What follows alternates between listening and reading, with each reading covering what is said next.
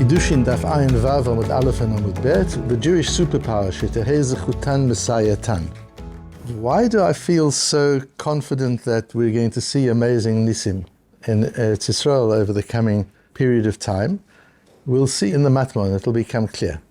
And this Matmon, which is actually Shabbos' daf, the daf that we learn on Shabbos, is a convergence of information about the war, the parsha, and the daf, all in one place. And when that kind of convergence happens, it's very important to take notice.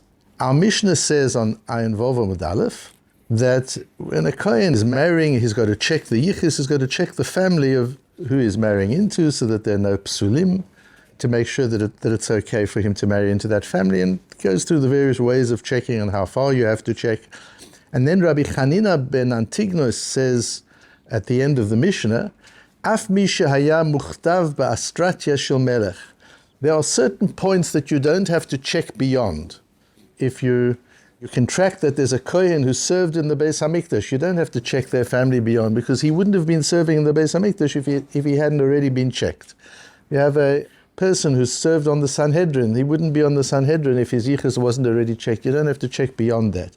Says Rabbi Chanina ben Antignos, he was an early Tana who either lived in the time of the second Beis HaMikdash still, or immediately after the second Beis HaMikdash. And he says, Af mi shaya muchtav ba'astratya shel melech, even somebody who is inscribed in the astratya of the king. What is astratya of the king? Our Gemara says on Amud Beis, Amar Rav Yehuda Amar Shmuel, b'chayalot shel Beit David. He's a member of the armed forces of the house of David. He's a member of the army of David's army. Amar Rav Yosef Maikro v'hityachsan b'tzava b'milchama v'tayim amai. Asks the Gemara, and why is that so? That if the person is a member of the military of the army of David HaMelech, why should it be that his yichus has been checked? Amar Rav Yehuda Amar Rav, kedei shetehei zchutan u'zchut avotan mesayatan. Because David HaMelech used to check everybody who fought in his army to make sure that they were from good yichus, that they had a good family background, so that their zchut, their merit and the merit of their fathers would help in the battles. So understand through the shiur, by checking on the background, we understand something about the zchuyot of the parents, of the ancestors. But what's zechután? And Rashi, in fact, doesn't reference zechután. He says, shetisayem zchut avotam b'milchama. He almost leaves out that word zechután, because it's difficult. It's not their zchut. Just by being able to track your family back a few generations, that doesn't mean you're a tzaddik. You can show your family were tzaddikim. Okay, zchut avotam, I understand, but what's zechutam? But as we'll see, there's a way to understand zchutam as well. If we go back to the posuk in Parshas Bamidbar, Et kol ha'edah hikilu be'echad l'chodesh hashini vayitjaldu al mishpechotam leveit avotam. And they gathered all the people on the second month, vayitjaldu, and they were born into their families according to the house of their fathers. Says Unkelus, vayitjaldu means ve'ityachasu. They tracked their yichus when they were counted as part of the shvatim. This is where Moshe sets up the different shvatim, where they camp, where they go, who they belong to, and each person tracks his yichus, his family tree, back to the shvatim, back to the sons of Yaakov. And that's what happened over there. Why was this important at that particular point? Says the Sephorah, Mipnei shehaya minyanam zeh kedei sheyetzu bo letzavah hamilchama. Moshe was building the army of Bnei Yisrael at this time. Who was going to go into battle? And since we're choosing who goes into battle, hayta kavana lishmor yachasam. What was important was to keep their yichus. Shezchut avotam mesayyatam, because we learn in our Gemara that the zchus of their family background will play a part in the success of the battles. Uchvar amru en bodkim achar mi shenichtav ba'astratya shel melech. And we've already learnt in our Gemara in Kiddushin that you don't have to check back further than King David's army, because they were very careful who came into the army. It was a zchus to come into the army. They didn't just take anybody who was willing to sign up. You had to show that you were a person of yichus, that you came from an important family, in order to go into the army. The Zeka Amram, and says the Sephorah, this also tracks back to the Gemara we had on Daf Ayin, a few daf back, she'ein hashchina shora ela el mishpachot miyuchatzot b'Yisrael. It's a difficult piece of Gemara, and we'll understand it. The Shekhinah only rests on families that are meyuchasot. A family that can track their background all the way back, that's where the Shekhinah rests. On other families, the Shekhinah doesn't rest. What that means, and as I say, let's try and understand that. Where do we see that Gemara? So, Omar Rabbi Chama b'Rabbi Chanina, k'she'HaKadosh Baruch Hu mashre Shechinato. When the Rebbeinu Shem brings his Shekhinah into Klal Yisrael, ein mashre ela al mishpachot meyuchasot shebi Yisrael. He puts his Shekhinah into those families that are meyuchasot, and from there it goes out to the nation. But the Rebbeinu Shem Shekhinah comes into families that are meyuchasot, families that can track their yichus back. Shene'emar ba'et ahinu Hashem eyel elokim lechol mishpachot Yisrael lechol Yisrael lo ne'emar ela lechol mishpachot. That the mishpacha is important. Mishpacha is important. We know how it is in Jewish society, and we always, the first thing we ask when we know somebody, who are you? Who's your parents? What's your mishpacha? Where do you come from? Where do you originate from? And that's an important part socially of Klal Yisrael, but it's more than socially. Kedushas Yisrael, the sanctity of Am Yisrael, and even where the Shekhinah comes is dependent on the yichus of the family.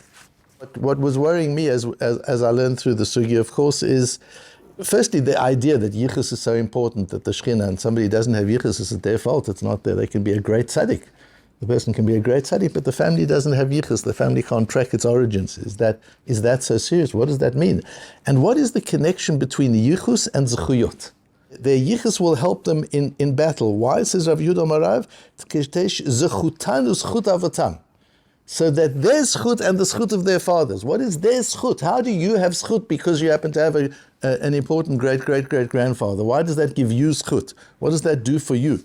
The Chassam Sofer says, we've got two Chassam Sofers on the Torah. We've got the Sofer Chassam Sofer, and we've got the Sofer Toras Moshe, which is also the Chassam Sofer on the Torah. And he says on this pasuk in Bamidbar, he brings the Yalkut, the Medrash, that says, B'sha'ah shekiblu Yisrael Torah nitkanu ha'umot ha'olam bahem. When the Bnei Yisrael got the Torah, the non-Jewish world became jealous of Bnei Yisrael. What's the source of the jealousy? And he goes through a long piece, but then he comes to the idea that Hivinei otah kinah shel umot hu kach.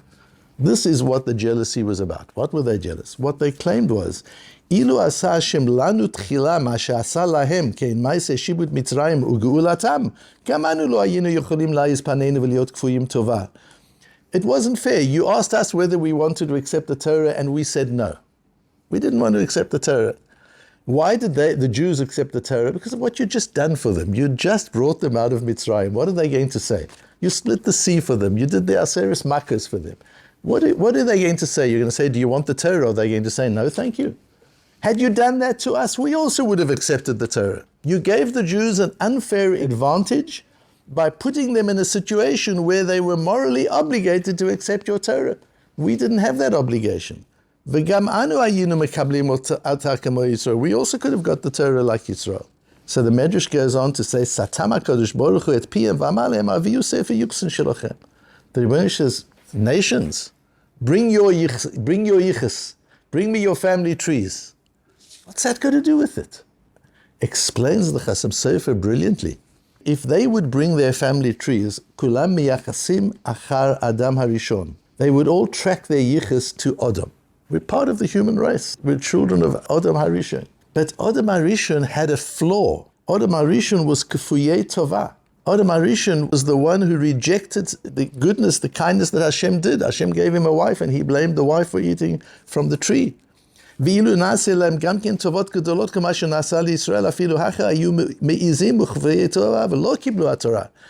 that's your mishpacha, you come from Adam, then you are of the type that would be kefuyei tova. You wouldn't feel indebtedness to somebody who had done kindness to you. It's not a human characteristic. To feel indebted is not part of humanity. Adam Harishon didn't give that to his children. He didn't give that quality to his children. On the contrary, he was given a kindness and he denied the kindness. The Jewish people don't say we are descended from Adam. We are part of the human race. We don't take our pride in that we're part of the human race. We take our pride in Avraham.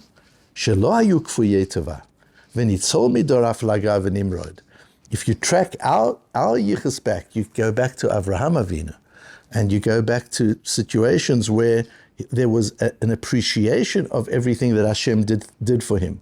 He understood that being saved at the time of the Dor Haflaga and the Mabul, and being saved from Nimrod. And as a result of that, Avraham dedicates himself to Hashem to the extent that he's willing to sacrifice his only son. In other words, he gives himself over totally to Hashem through Hakarat HaTov. As the Chovos HaLevavos says, Hakarat HaTov is the foundation of Avodas Hashem. We serve Hashem out of gratitude. But gratitude is not a human quality. A human can learn it, but it's not natural for a human to be grateful. It's natural for a human to be ungrateful. It's natural for a Jew to be grateful. Because Avraham Avinu, our great-grandfather, Avraham Avinu, he implanted that into our neshamas. So when we bring our Sefer Yuchsin, what is our Sefer Yuchsin? To track what Shevet we're from. Because if I know what Shevet I'm from, I know I'm a son of Yaakov. If I'm a son of Yaakov, I'm a son of Yitzchak. If I'm a son of Yitzchak, I'm a son of Avraham Avinu. And what differentiates us is that whereas the non-Jew has to learn to be appreciative and grateful, the Jew has it inherently. The Jew understands what that means. So Hashem answers them and says, I don't believe that even if I took you out of Egypt, you would have accepted the Torah. Because there are lots of times in your history where I did great things for you and you didn't respond with Avodas Hashem. You were also saved from the flood. And what happened? Then comes the Dor Haflaga. You were also saved from all sorts of situations. And what happens? Nothing.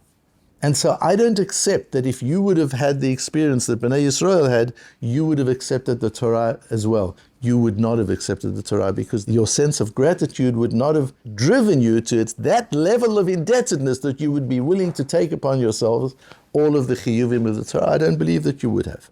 Where do we get it from, this idea of Avraham Avinu, and how important that is? Here's where it links into the parsha. So it says that Avram took his 318 soldiers with him to go, and because the parsha is about a kidnapping. One of the things we have in the parsha is about a kidnapping and how Avram goes to recover Lot and his family. And he takes 318 people. The Medrash says, on the word, Vayarek et chanichav, which means he armed his army, he armed his Talmudim. But Yarek is a funny word. Says the Medrash, Rabbi Levi Amar befarshat shotrim horikan, using the parsha of the shotrim in Dvorim Chof, he reduces them, horikan, he emptied his army out. Mi ha'isha yarei v'lach alevav yelech v'yashuv lebeito. Chanichav ba'alei chanichato, shemam Avraham kishmo, and so on. So he takes his 318, he filters them according to the laws of Parsha Shotrim, and then Reish Lakish says in the name of Bar Chafra, Eliezer levado haya, after he filters, and he said, who's afraid of having done any Aveira? And then everybody else wanders off. Who's he left with? Eliezer. And Minyan Eliezer, Yud Chet v'Gimel Miyot. The Gematria of Eliezer is 318. So he started off with 318, and he filters them down. This links in around to the work you're doing on filtering. He takes his 318 and he filters them down to one soldier, Eliezer. Explains Rabbeinu Bechaya of a Medrash, Yudchet u'shloshmet ze Eliezer she'oleh b'gematria yashin Yudchet, v'yesh lishol, כי לפי המדרש הזה 18 ו-300 אינו כפשוטו, אלא חידה על אליעזר לבדו. Then the 318 is not to be taken literally. That doesn't seem to make sense.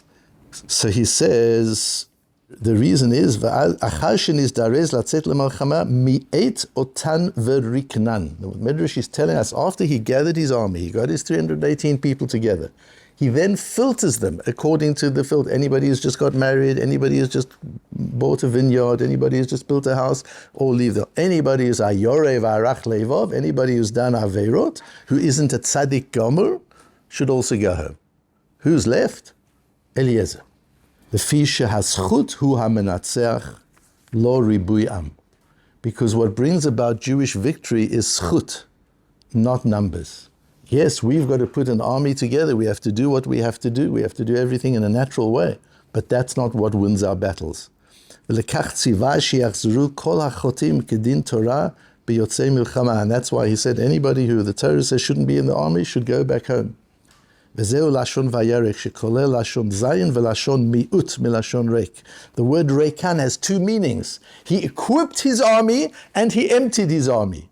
He equipped his army by emptying his army of anybody who didn't have the necessary zchuyot. That's what Avraham did.